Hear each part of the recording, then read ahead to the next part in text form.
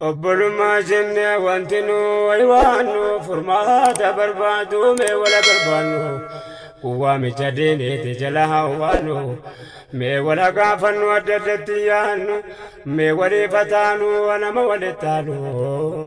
Assalamu alaikum warahmatullahi wabarakatuh. Sharkafuni kabademo fi jaalatam toto hordoftoota sultaana irratti warroonni na hordoftan hundi keessanuu akkam nagaha jirra jirtu isin jaalmaan oromoo hundi keessanuu bakkuma jirtanitti nagaa qabdanii egaan illee nagaan qaba alhamdulillah.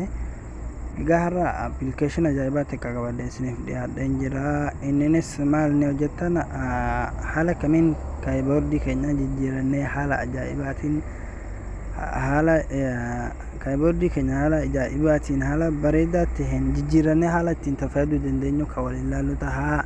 Hanga xumura viidiyoo kiyyaatti share like subscribe gochuun waliin turan sin jedha.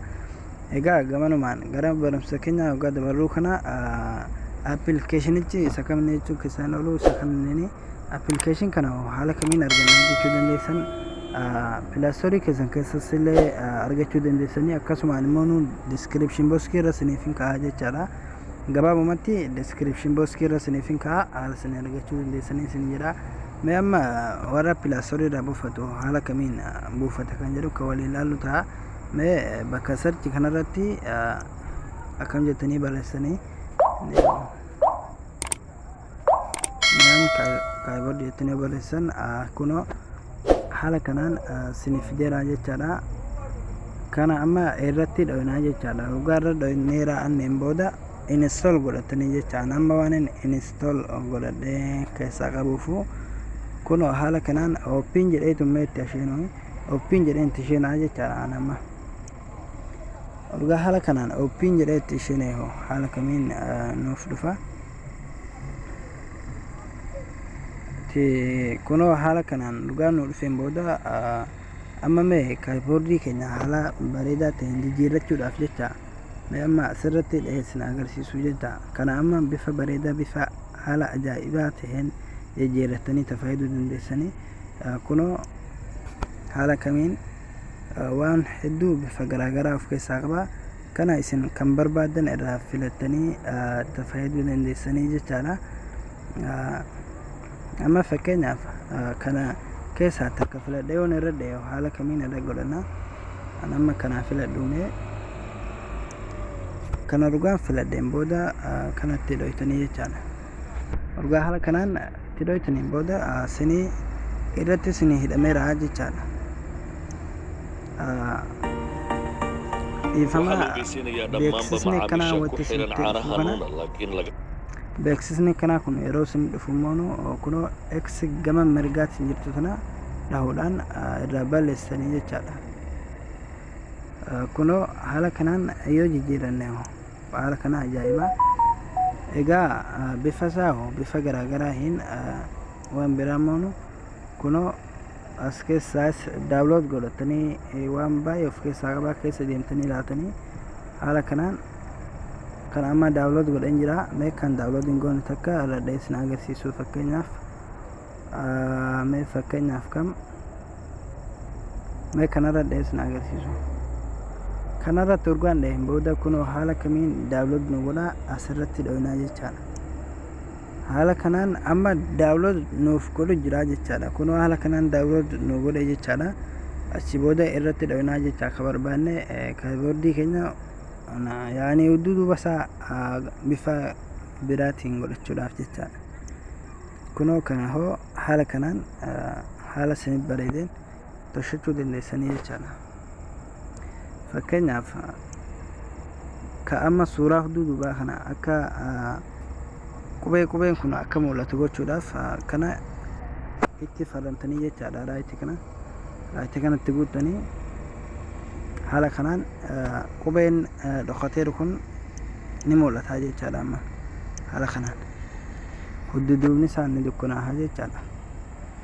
Egaa kana malee immoo waan biraa maal qabaa leeffamaa beeksisni qabaa.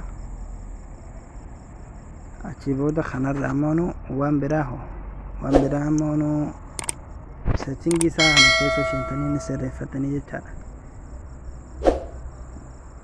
Settingii isaa kunoo as keessa sheenuudhaan kana ni bantanii fi achii booda kanarratti hidhatanii jecha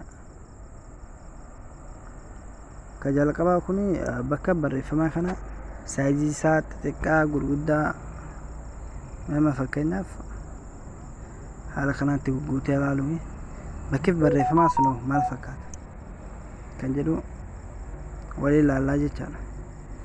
kun amma haala kanaan nuuf fideera jecha kun babal'ateera kan ammoo nurraa jijjiiruu feene haala kamiin jijjiirra amma sirrumatti dhoyne bakkuma sanitti dhoynaa jechaadha. kanarratti dhoyneeti likkii nuti itti barbaannu irratti ni deebifannaa jechaadha.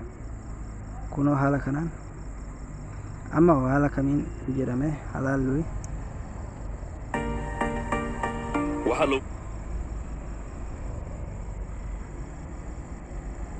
amma ni laalaa jechaadha.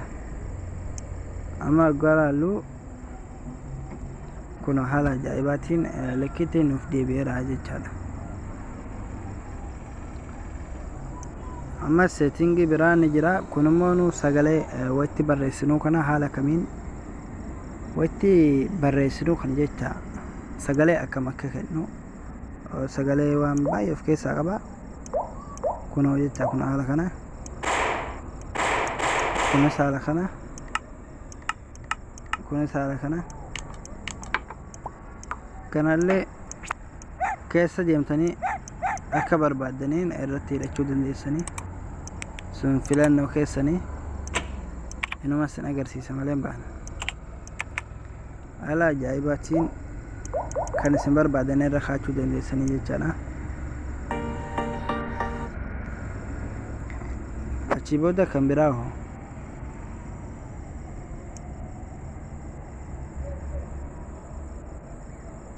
egaa kun on ta'ee isin dhufa kana itti babbantanii jaafuma keessaniiti. amma kunillee barreeffama bifa adda addaatiin jecha barreeffama haala kanaan yoo barbaadan bifa isin feetaniin as keessa jiraate irra dhaattanii itti fayyaduu dandeessanii jechaadha. amma fakkeenyaaf yoo waan barbaaduudhe irraa hin deebi'a jechaadha. akkuma kana haala kanaan keessa deemtanii waan baay'ee logoos kunoonni qaba. logo afaan barbaadan irra kaachuu dandeessanii jechaadha. kunoo afaan baay'ee of keessaa qaba jechaadha. logo adda addaa ni jira malee barumsi keenya irraa kana fakkaata. akka barumsa keenya irraa kanatti akka gammaddan abdiin qaba. please viidiyoo laaltanii hin bahinaadha. like godha. like gochuudhaan nu jajjabeessaa isin jedha. warroonni maatii seer chaanalitti dabalaman akkasuma akka maatii seer chaanalitti dabalamtan isin affeeran jira.